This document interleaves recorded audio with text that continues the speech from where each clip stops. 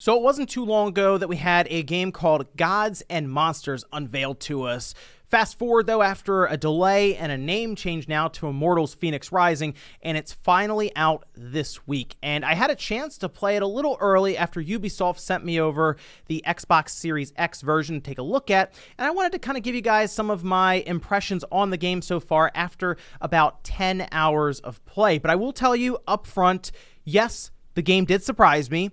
Yes, I am enjoying myself quite a bit. And yes, this video does have a sponsor. Today's video is sponsored by Surfshark. This year has been a strange one, and now with the holidays here, a lot of us are relying on online shopping more than ever. Protecting yourself online when browsing and shopping is important, and that's where a good VPN like Surfshark comes in. Surfshark is easy to use, connecting to the server with the best speeds by default, and can be run on an unlimited number of devices with one subscription. Surfshark works to protect your data from ISPs and other prying eyes by using uncrackable encryption and the most secure VPN protocols. Whether you're traveling and using public Wi-Fi or browsing at home, Surfshark will keep your data safe, and currently they have easy-to-use apps on a range of platforms like PC, Mac, Linux, Android, iOS, smart TVs, Amazon Fire Stick TV, Apple TV, Chrome, Firefox, Xbox, and even PlayStation. You can even use Surfshark to unlock content on streaming services that would otherwise be unavailable in certain countries using different location settings. Right now, you can use the link in the description below using code SpawnWave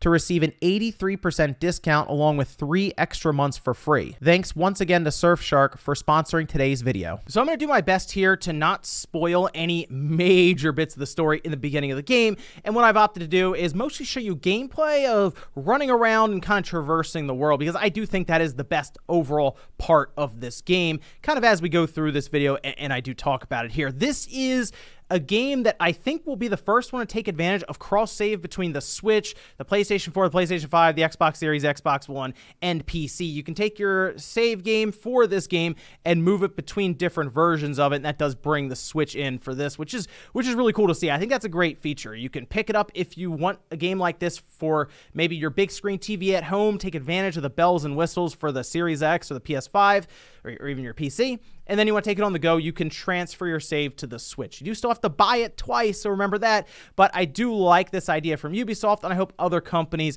kind of jump on board with this idea. Now, to kind of set the scene here for this game, it kicks off with Prometheus telling a story to Zeus about how a mortal will rise up and defeat Typhon. Typhon is the big bad that's shown up here that has imprisoned and defeated a bunch of gods and scattered them all over this big world that you're going to be kind of exploring and looking around, and your job, of course, is to free them. And I do kind of like the approach to that, where Zeus and Prometheus, you do hear them quite a bit. They'll chime in here and there, kind of with some narrative, or jokes that don't really land too well, which we're going to come back to, but sometimes it's fun because they'll mention an enemy, but each one of them will see it a different way, so it'll either get really, really big, and then it'll go back to shrinking to normal size and all this, because Zeus wants the action to be outlandish and all this. It's a fun kind of dynamic between them when it works. Like I said, other times it feels like they're trying to be like the parent who shows up to a party with a bunch of kids, right, teenagers, and they're trying to fit in by telling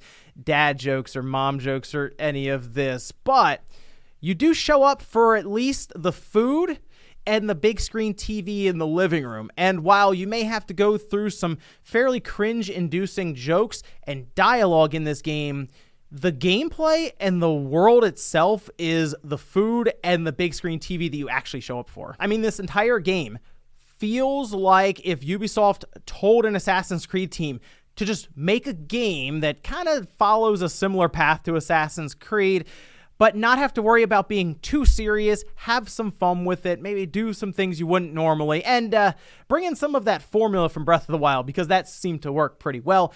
And that's what we got here with Immortals Fenyx Rising. Now, to start, you do get to create Fenyx, your main character.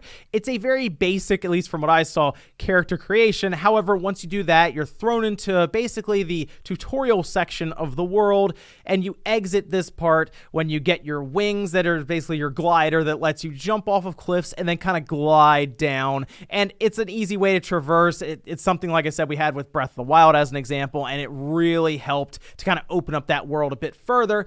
And that's one of the biggest things about this game is the map when you first see it, does look large, but then as you start to kind of explore and traverse and you get more and more fast travel points, it doesn't feel as large, which means that it's more condensed than actual Assassin's Creed games are.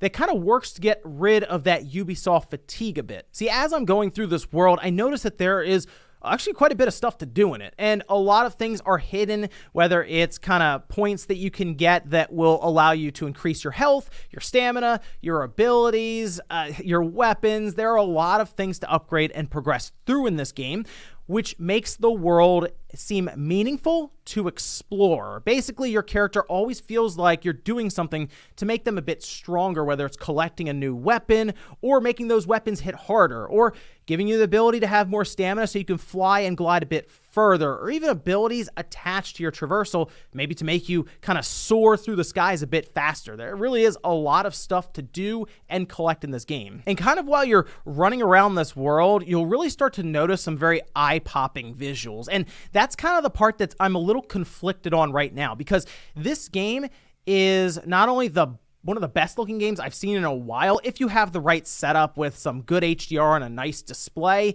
but then it's also one of the worst looking games at the same time. And I'll explain that for a second here. When you're running around the world and you see some very vibrant colors that they chose for kind of the landscape and the different parts, it looks great. It really, really does. And I love kind of running around the world and taking a look at some of the different choices they made for how this world looks.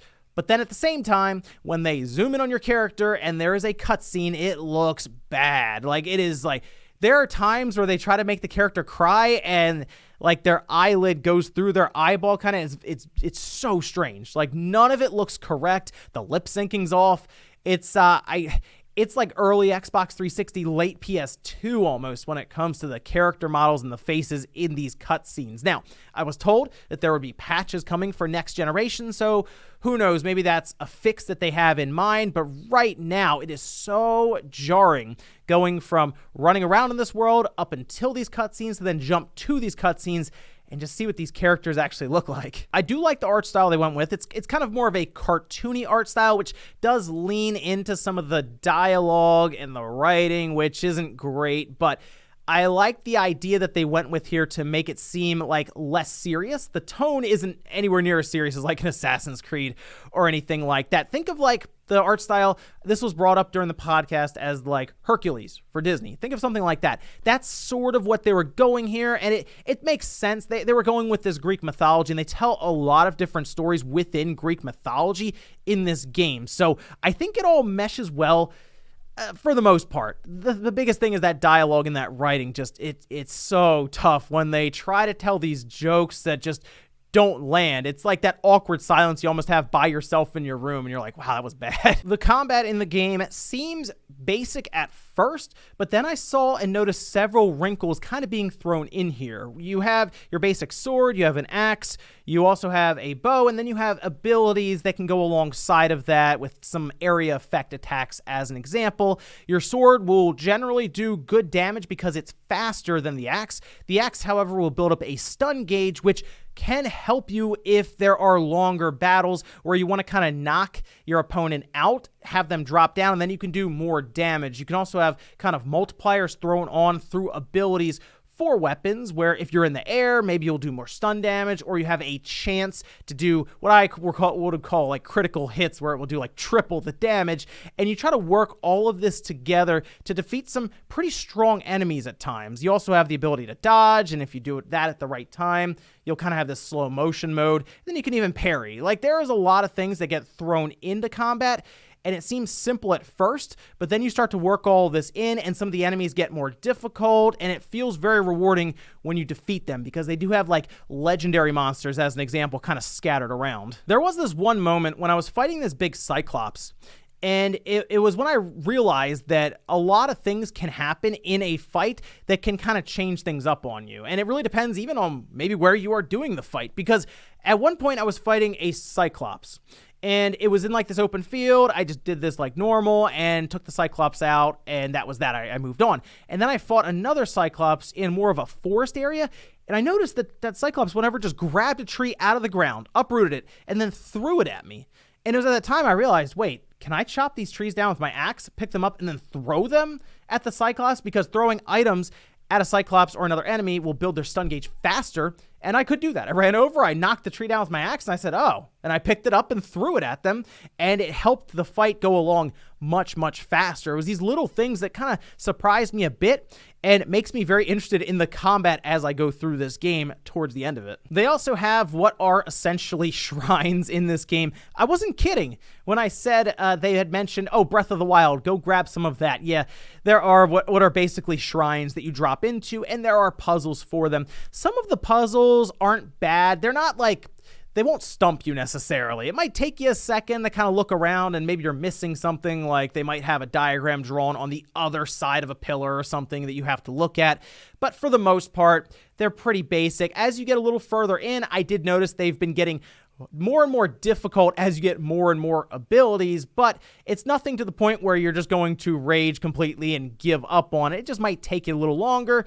However, some of them are pretty fun. There was one that you kind of shoot these cement balls across and you knock things down like it's Jenga or like Brick Breaker or something. And the idea is you're trying to get them through like this whole mousetrap kind of contraption onto the other side so that you can activate a switch just to let you across and you can pick up something to increase your stamina. Oh, and let's talk about the main character, Fenyx, for a second.